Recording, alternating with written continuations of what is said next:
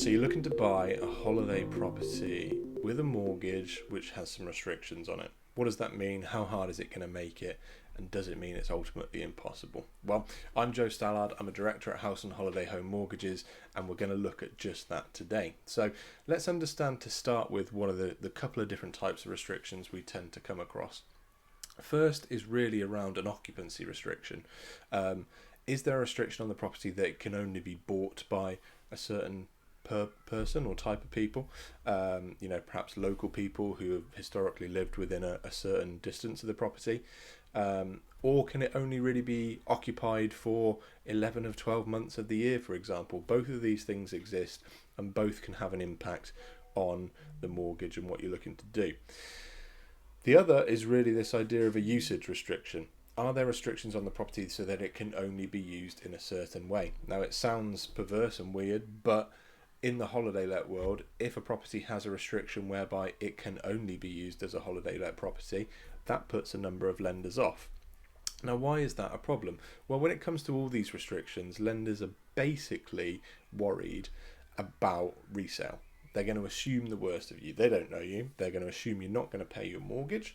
They're going to assume they have to repossess the property from you. And from there, they want to be able to sell it quickly. Now, anything that comes with these type of restrictions, be it the occupancy or the usage restriction that we've just mentioned, is going to make it harder for them to get that quick sale, which is what they want. They don't want to be repossessing properties. They want their money through you paying your mortgage. Now, if that doesn't happen, they want to get their money back through selling that property as quickly as possible. So does that mean it's unmortgageable? Well, no. I think the key thing is to really get as much information up front about the type of restriction as possible, and then do your research or come and work with a specialist broker like ours.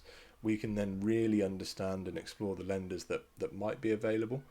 It might be that they do it on a higher rate than their standard rates, for example, or it might mean that it's a no-go, full stop. There might be something, we typically see it in leasehold properties, be it flats or leasehold houses, whereby there might be a restriction in the lease whereby the property cannot be used commercially, through some terminology, and it might be the interpretation of a solicitor that therefore that property is not suitable to be let out on a short-term basis, really. So flats, get the lease up front if you can, find out if there's anything restricting you doing it there.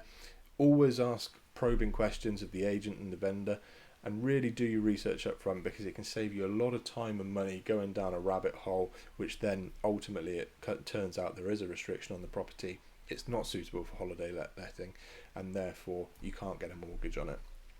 I hope that's been useful. If it has, please do feel free to like the video and subscribe. It really helps us.